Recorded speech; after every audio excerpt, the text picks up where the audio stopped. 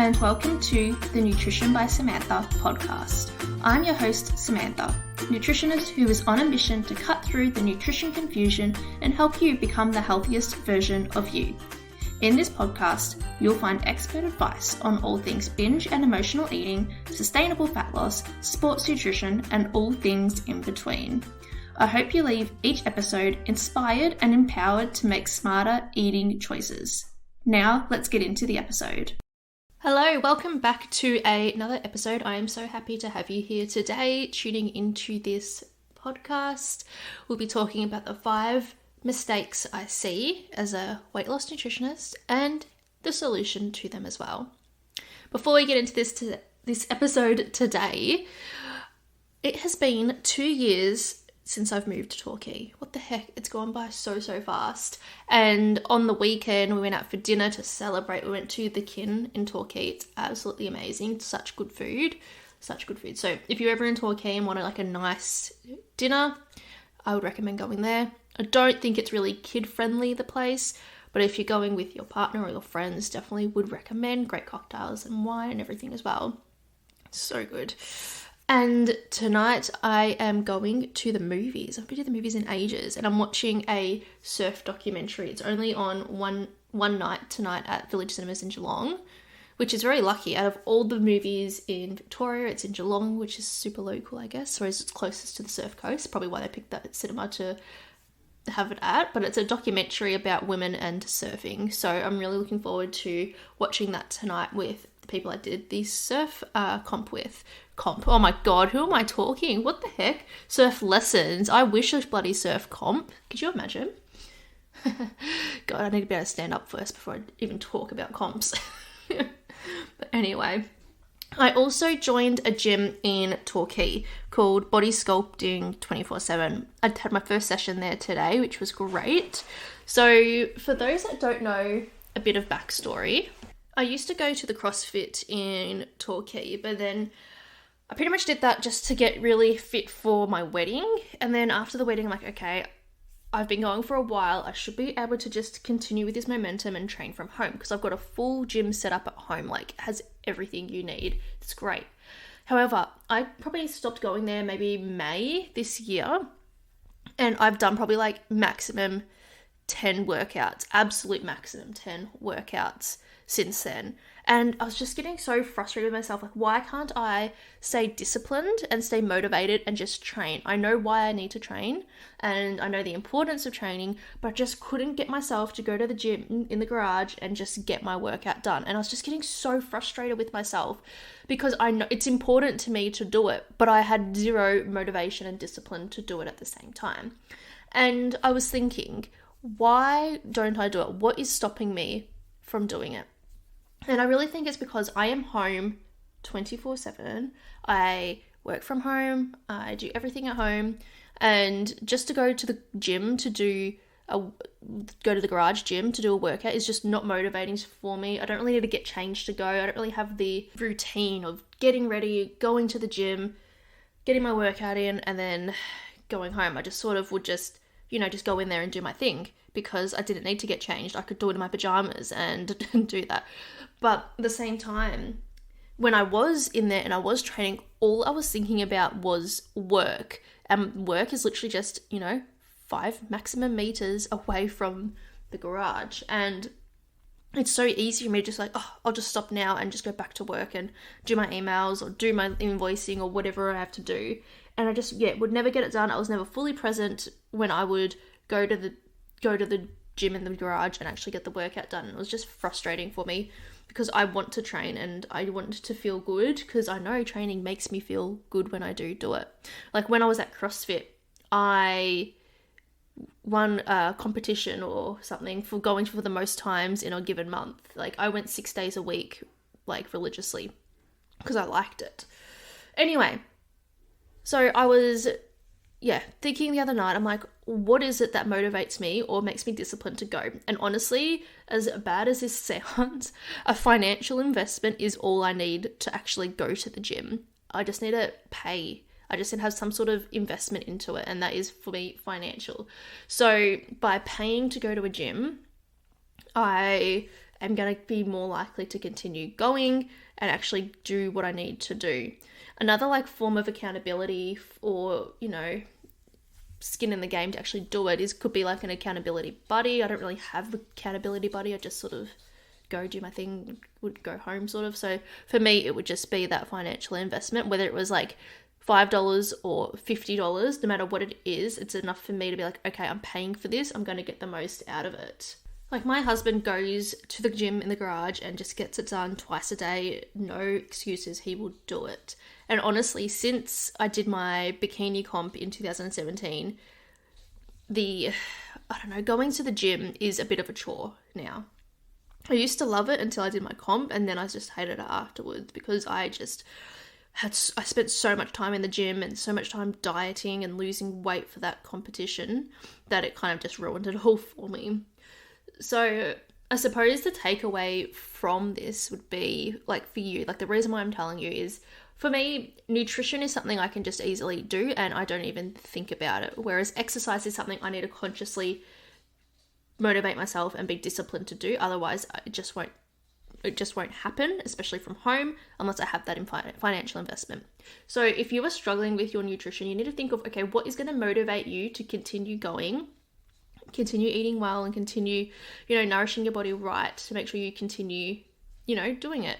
Whether that is an accountability buddy, a financial investment in someone, because if it's important to you, you need to find a way to get it done. Weight training, as much as I don't love it. I like moving my body and I like to go to the gym, but I don't love weight training. And it's important to me. I know I need to weight train because I've been told, like, by all those scans, I have low bone mineral density, which means I'm probably at higher risk of getting osteoporosis, and strength training is really important for me because I am I don't know how to explain it, like a small build. Not trying to say I'm so tiny or whatever. It's just, I don't know. I don't have much muscle on me, pretty much. Mostly body fat, hey. Oops, there goes my miso soup.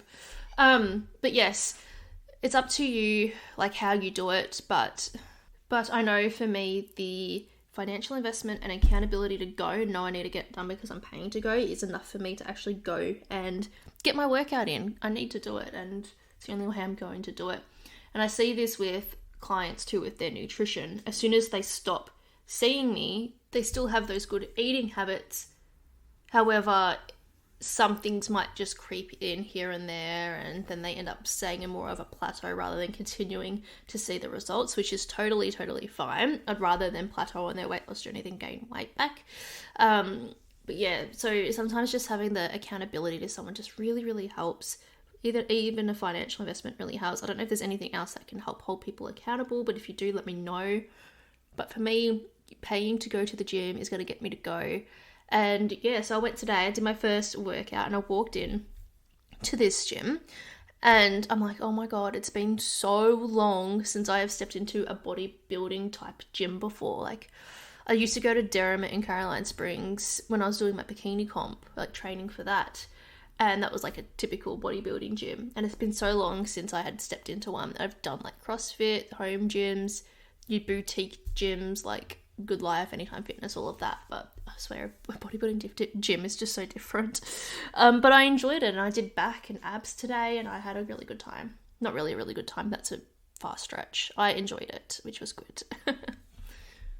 And I know being more consistent with the gym, I'm just going to feel better about myself. I feel more, I suppose the word's toned, I hate that word, but I feel more toned, I guess, and feel like I'm building muscle and leaning up and all of that fun stuff, and that will make me feel good and be a happier person when I have that time to myself and go to the gym and do my thing. So yeah. All right, getting into today's episode, I wanted to talk about my product recommendation. It's not particularly a product as such, but it is a recommendation of what to look for when purchasing a protein powder. A lot of people don't know what to look for when purchasing a protein powder, so I am here to give you my little tips on what to look for, because a lot of them are full of shit, and I don't want you to buy protein full of shit. So when we're purchasing a protein powder, I first want you to look at the ingredients. So what you need in a whey protein powder, we need 3 ingredients. We need our protein, the whey protein, we need our flavor, and we need the sweetener. Only 3 ingredients are needed in a protein powder. if you're purchasing a pea protein, we're looking for about 4 ingredients with this. So we'll have our 2 different types of protein. So that could be rice, pea, soy. We need 2 different types of protein. Because if it just has one type of protein, so just say it's just a pea protein, it's not a complete protein. We need all of the amino acids to make it a complete protein, and just pea alone or just rice alone or just soy alone is not going to get that for us. So we do need to have 2 different types of plant-based protein in our protein powder. And then we have our flavor and our sweetener with that as well. So that's what you look for with a pea protein compared to a whey protein.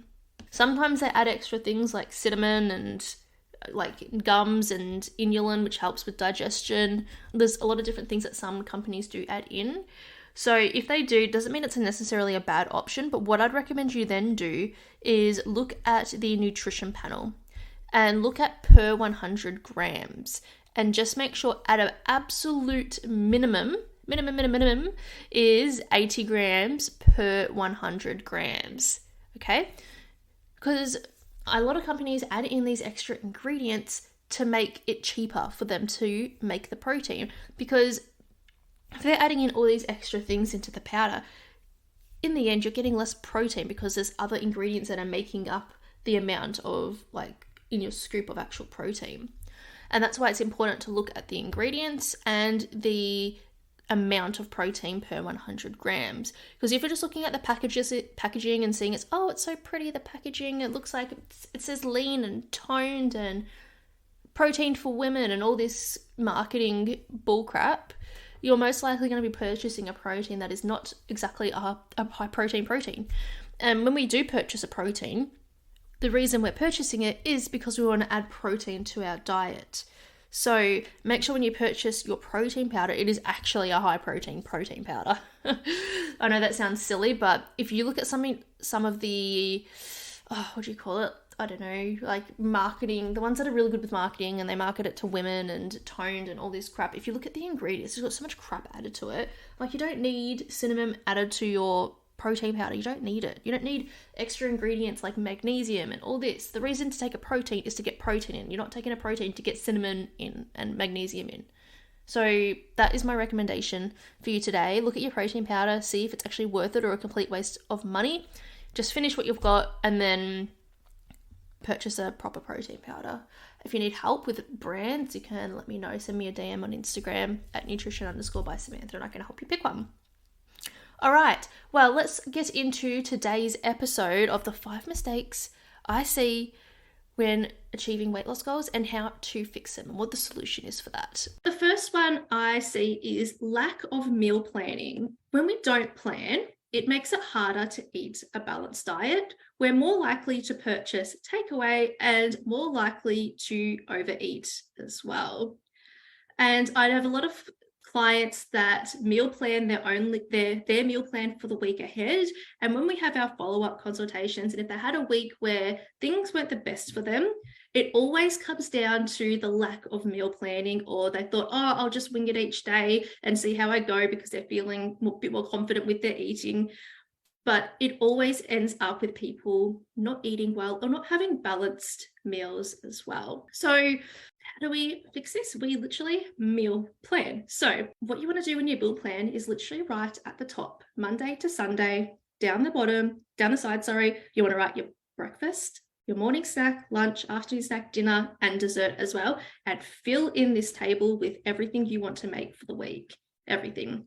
You want to make sure each meal is nutritionally balanced. So what does that mean? So we want to have some protein, some carbohydrates, and some vegetables. So we'll get into calorie tracking in a moment, but what that would look like is I would do, for starters, maybe a quarter of the plate protein, quarter carbs, half a plate of vegetables. That's the basics. That's not going to work for everyone. Some people would need more than that, but you shouldn't need less than that. Most people would need more food than that. So I would recommend balancing out your plate that way. So with proteins, you've got fish, salmons, chicken, turkey, red meat, beef, tofu, legumes, and you've got your carbohydrates. That could be rice, potatoes, pasta, couscous. What else is there? Quinoa.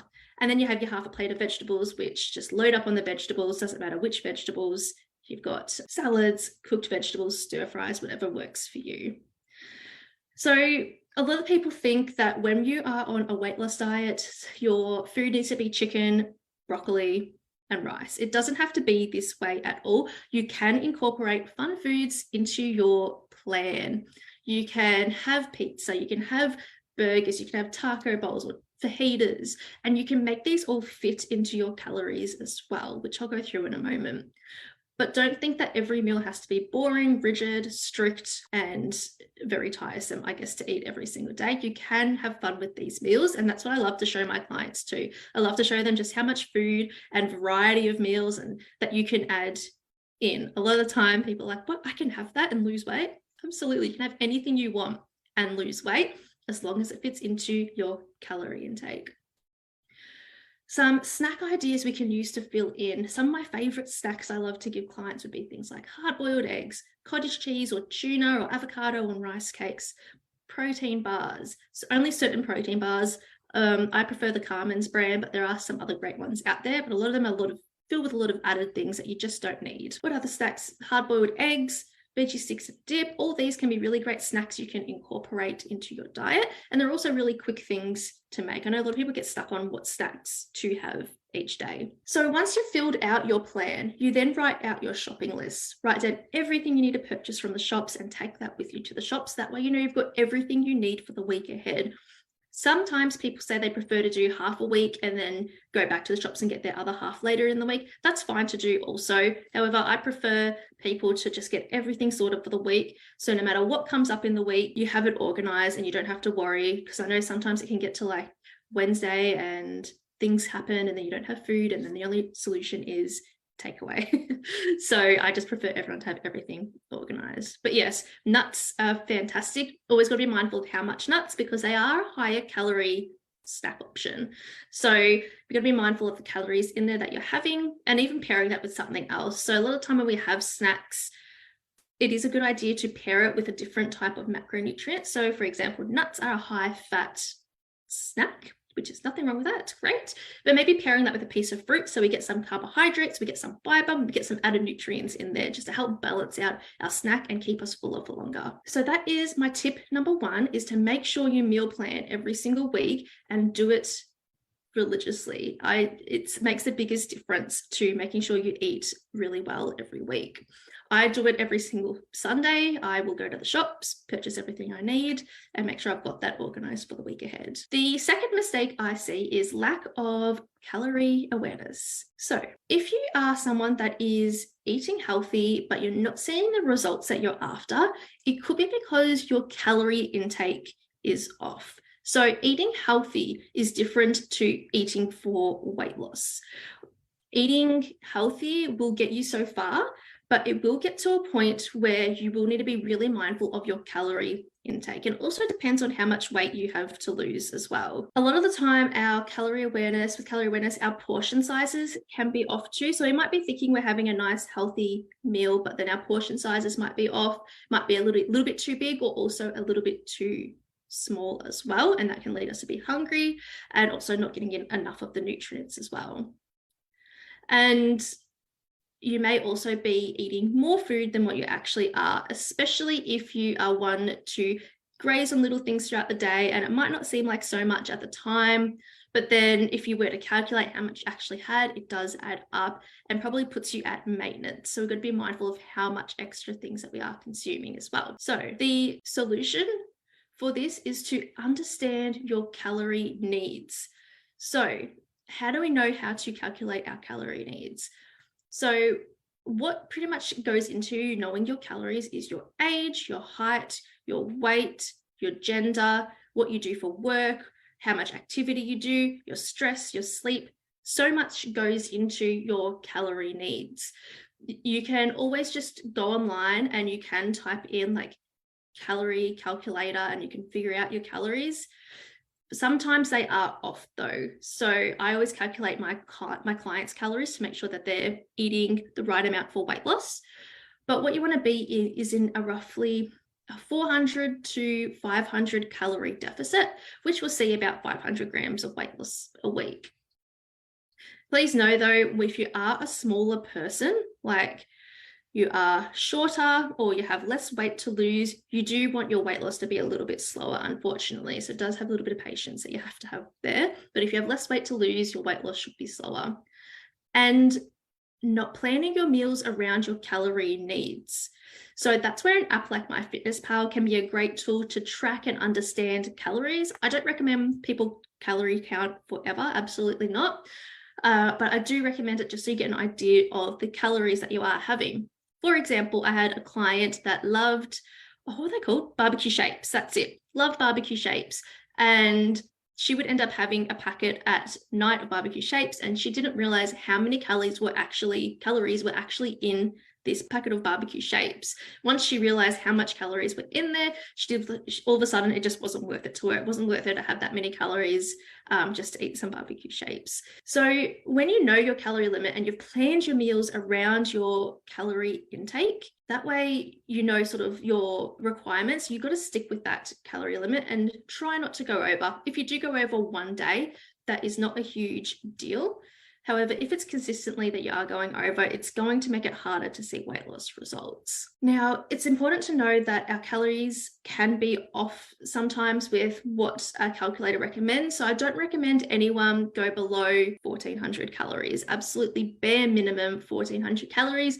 Even my older clients, talking in their 70s and 80s, don't really need to go below 1400 calories. So if they don't need to go below that amount, you definitely don't need to go below that amount. So please make sure you are eating enough food, because this can actually detriment your weight loss results as well. It might seem like a great idea to, eat less is best, but it sometimes, and most of the time, it's not. We want to be in that slight calorie deficit, and I'm going to tell you why. So if you haven't heard, LEA is low energy availability. And this happens when we're eating less than what our body needs, but significantly less, that our body does not do its basic biochemical processes. So our digestion slows down, our heart rate slows down, our brain doesn't work as effectively. All this burns energy. And if we aren't eating enough, this slows down, and it slows down our metabolic rate and makes it harder for us to get in that calorie deficit. So some warning signs that you might be eating too little could be increased fat stores, inability to reach body composition goals, you're easily injured, decreased muscle mass, you get low iron or anemia, increased cholesterol, slow metabolism, inability to gain muscle. So many different things happen, even gastrointestinal dysfunction as well. So you might be feeling bloated, or our digestion is really slow. That could be causing some GI discomfort as well for you. So when we are knowing our calorie intake, remember, we just want a slight calorie deficit. Remember, if you're a smaller person, it's going to be even a slighter calorie deficit, unfortunately, but it's just the way it is, and it's the best way to do weight loss as well. All right. The third mistake I see is mindless eating. The first thing we see with mindless eating is being part of the clean plate club. As kids, you're probably told you don't leave the table until you finish eating. You've got to eat everything on your plate before you leave, which at the time seems fair enough. You've got to eat what you've been given. But as you get older, we still have these habits of finishing the plate and making sure we eat everything on our plate. And that leads us to overeat, especially when we're going out to restaurants or to, people's houses, and we just end up eating everything on the plate. When we get older, it's harder for us to listen to our fullness cues because we're so focused on finishing everything on our plate. So we want to make sure that we are really being mindful of how much we're eating and how we're feeling throughout the meal. We don't want to be, eating. All of a sudden we finished our meal and we're like, oh my God, I'm so full, I'm going to be sick. Like, you don't want that. You want to be feeling about a 7 to an 8 out of 10. I will go through how to know that in a moment. Another mindless eating that I see is snacking whilst watching TV or working. So every time we eat, we want to be eating with intention. We don't want to be, snacking on things while watching TV, or we're working and we've got snacks on our desk and we're constantly grazing throughout the day. We don't want to be doing that. You want to be eating every meal and every snack with intention, sitting down with your meal and focusing on your food so that you can be really conscious of your fullness cues as well and stop when you are feeling about that 7 to 8 out of 10. Every meal with intention. So the solution to this, listening to our hunger fullness cues. So when we're about a 3 to 4 out of 10 on the hunger scale, that's when we know we want to be eating. When we get to about a 7 to 8 out of 10, we want to be stopping eating. We don't want to get to 10 out of 10 full. So when you have a look at this, know where you're feeling at every meal. So know, okay, I'm about a 3 to 4 out of 10. I need to eat something. So that way, you know, you're not going to go so long without food or get so hungry that you're going to end up binging later in the day. When we get to about the 7 to 8 out of 10 fullness, we want to just stop eating. We don't need to eat anymore. We don't need to finish what's on our plate. We can just leave it and be okay with leaving it. When you do know your portion sizes and you're eating in a calorie deficit for weight loss as well, you probably won't get to the point where you would need to like not finish your meal. Usually you'd finish your meal and feel about that 7 to 8 out of 10 when you've got that right. You want to be conscious of the nutrition value of meals as well. So you want to make sure, is this meal going to fill me up, or is this going to make me feel really hungry afterwards? A good way to know is if it's nutritionally balanced, it will most likely fill you up. If you're having a really high carbohydrate meal, not that there's anything wrong with carbs, I love carbs, put them in every meal, but if it's just carbohydrates that you're having in a meal, it's highly likely that you are going to be hungry quite quickly after that meal, because we're not adding any fiber, we're not adding any protein, and fiber and protein keep us fuller for longer. Fiber and protein are absolutely essential. So, and like I mentioned before, we want to be eating with intention. So when my clients get really good at mindful eating, they're able to go out for meals and not stress out about what am I going to order? What if I overeat? Because they become really good mindful eaters. They know, okay, if I order this, it's going to keep me fuller for longer. And when they're out for dinner, like, okay, I'm just focusing on each mouthful. How am I feeling? Stopping when I'm about that 7 to 8 out of 10 fullness, so I don't end up overeating. You can always take your meal away with you. And also when you are going out for meals as well, pick something that best reflects your hunger and fullness cues. So if you're starving and you order the salad, probably not going to fill you up. But if you are really full, ordering a main meal is probably not the best idea. Maybe just get an entree. Pick something that best reflects your fullness cues. That's the best idea when it comes to mindful eating when going out for meals as well. The fourth mistake I see is binge and emotional eating. So this one is huge with clients I have. A lot of clients struggle with binge and emotional eating, and I know it really takes a toll on their mental health as well when they can't control their eating and they just feel like they're out of control at that time. So what is binge eating? It's eating a large amount of food in a short period of time, with emotional eating dictating, letting your emotions dictate what you eat and how much you eat too. So if anyone struggles with this, let me know in the comments below if that is something that you struggle with. Now, there is so many different causes of binge and emotional eating. However, the biggest cause I see of binge eating is simply under-eating. They're just not eating enough food during the day. Like I said before, less is not always best. So if you are like, oh, I'll skip snacks, or oh, I could probably push through my lunch, and then it gets to dinner time and you're starving, you get home and you just eat everything in sight because you're so hungry. It's because you haven't eaten enough during the day. And if you're one to skip breakfast, that can be huge as well. So skipping breakfast, you're literally skipping a whole meal that you're not eating enough food for the whole day. So it could be 400, 500 calories you're skipping, and you've got to make up for that somehow. And you make up for that at night, but plus some more because you're so hungry. And no one makes rational decisions when they're really hungry. I know I don't. Anyway, I am shocking when it comes to hunger. But yeah, the number one thing I see is under eating and not eating enough food. So make sure you are eating enough food. And also the other thing is letting emotions dictate what you eat. So this is one that can be, you've got your whole life of eating a particular way, and letting emotions dictate what you eat as well. So sometimes this stems all the way back from when we're kids. It's crazy how much of our eating habits start from when we're kids that we carry on into our adult life. And then we get to adults and we're gaining weight. We're like, why are we gaining weight now? And yeah, it's because of these habits we're built as kids. So sometimes an example of this could be if you're a kid and, I don't know, a child's crying, and then your mum's like, don't cry, here's a cookie to make you feel better. You're using food to help with your emotions here, unfortunately. Or you hurt yourself and someone's like, oh, here's a lollipop to make you feel better. Like whenever something happens that upsets you as a child, and then you get given a food as a reward or something to help make you feel better, you get to your adult life and you're like, I'm so overwhelmed with work, and then you end up going for the snacks because that's what you've learned to help cope with these emotions. Does that make sense? So how do we fix this? What is the solution? Binge eating, address the root cause. Like I mentioned before, the biggest cause I see for binge eating, and probably the only one, is under eating and not eating enough food. When it comes to our emotions, we want to redirect our emotions to something else other than food. So if you're stressed, we've got to find something else to do to help cope with this stress that isn't food. Or if you're upset, we've got to find something else to cope with the emotions apart from food. That's really important as well. And if you can get this under control, it will make your weight loss goals so much easier as well. You'll be able to get to your weight loss goals a whole lot easier. I promise you that. This is something that we are really focused on with clients, is making sure our binge and emotional eating is at bay. So it makes everything else a whole lot easier. And the fifth mistake I see is mindset.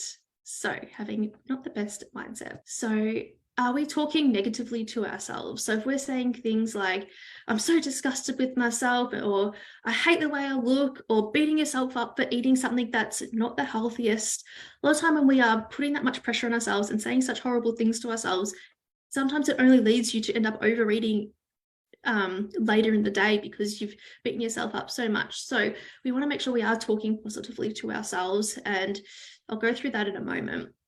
Another poor mindset is the all or nothing mindset. So being really strict with our eating, making sure we're exercising every single day and trying to do everything at once. That doesn't help either. If you are trying to change a lifetime of habits and you're trying to do it all at once without any guidance or any support, it's going to be really, really hard for you to maintain. So pick one thing that you want to focus on. So with some clients that may struggle changing everything at once, I would say, let's just focus on nailing your breakfast and having a really good, nourishing breakfast. Once I find that they've nailed that and they're doing it without even thinking about it, it's just become an ingrained habit, then I would move on to the next thing. Maybe it's snacks, or maybe it's dinners or lunches, until that is really good, and then move on to the next thing. It is a slower way to do things, but it will help maintain it for a long period of time as well. So focus on one thing at a time. Another poor mindset is looking at how far you are from your goal. So if you're like, oh my gosh, I've only lost 1 kilo and I have 30 more to lose, it's not very motivating or encouraging to continue going, right? It's going to be a whole lot harder when you just see how far you have to go. So break up your goals into smaller goals. So whether it's like, okay, by the end of this month, I want to lose 500 grams. And then you achieve that, it's going to be easier for you to build momentum and keep going as well. But if you're like, I want to lose 30 kilos by the end of the year, and you've only lost 500 grams, you're like, oh my God, I still have so much to go. This is so slow. And it's going to make it harder for you to keep that momentum up and keep going as well. And the last one is giving up when it gets hard or you don't see results that week or that 2 weeks or whatever it is. So you will only fail on your weight loss journey when you give up. If you keep going, even when you have a crap month and your eating is shocking, if you still keep going, you will see results. Only stop seeing results when you give up. So kind of went through the positive mindset and the solution already, but like I mentioned, I want to start talking positively to yourself. Even if you don't believe it, keep saying things that are positive to yourself until you do believe it. Eventually you will. So if you haven't heard of it, I mentioned it on my podcast on Thursday, EFT tapping, and it helps. I'm not 100% confident on how it works. It's something I've looked into recently, but it helps rewire your brain to talk more positively and actually believe what you're saying to yourself as well. So if you're saying things like, I am healthy, I am fit, I eat well, I move my body in a way that I like, and saying these positive things, even when you don't believe it, if you keep saying it to yourself, eventually you will believe it. Like I mentioned before, focusing on one thing at a time. breaking up your goals into small, tangible steps as well is also super important. So there are my 5 main things I see that people struggle with getting on top of their weight loss goals. And I really believe if you can nail all these things, you will see the results that you're after. But I wanted to tell you, I saw this quote during the week and it really stuck with me. And it said, you wouldn't have the desire if you didn't have the ability to achieve it. So if you are here today and you're listening and you are here to learn, you have the ability to achieve your goals. You might need extra accountability to help hold you there, whether that's a financial investment or having an accountability buddy to help get you there. But you will achieve your goals if you have the desire to do it, and you've just got to keep going and keep pushing and keep moving forward, because eventually you will get there. 20% of you will take action on what I've mentioned, and 80% will be like, oh yeah, that all makes sense, and then not really do anything about it. So I want you to be in that 20%, and I want you to take on board everything I've mentioned and try your best to implement these on your own. And of course, if you have any questions, you know where to find me. You can ask me any questions you do have, and I will be there to help you. So I hope you enjoyed this episode. Please give me a positive review if you found this helpful. If you would like to join the MBS method, you can book a no obligation consultation free of charge just to see if it's the right fit for you before you invest. So please, you can send me a DM on nutrition_by_Samantha and we can organize a chat beforehand. All right, well, I hope you all have a lovely day and I'll chat to you next week. Bye.